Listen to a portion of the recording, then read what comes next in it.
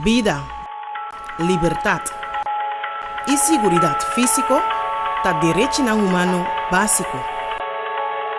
Nang nota opcional. Pero maioria de nang di mundo aqui nota grátis. Den hopi lugar direito nang di minoria, mulher e mucha mulher e estão desabilitadas ta abusar.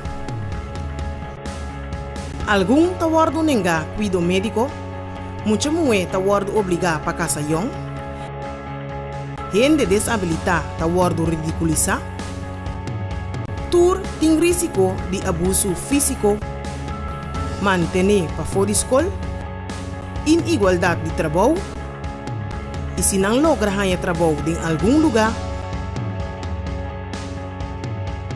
minoria étnico kende abibadeng ng terra pa siyentipiko ayanang taser ningas cidadania e liberdade ng básico.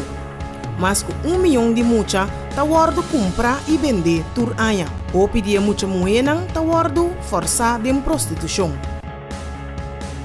Em alguma região de África, albino ng tawardo oprimi e hasta matar. Chis passou ng tinkolo mas kla. Adra ta quebrando a cadena ng de opressão. Haciendo gente libre para viva e vida que não merece. Door de apoio do governo, educação na comunidade e intervenção proativa.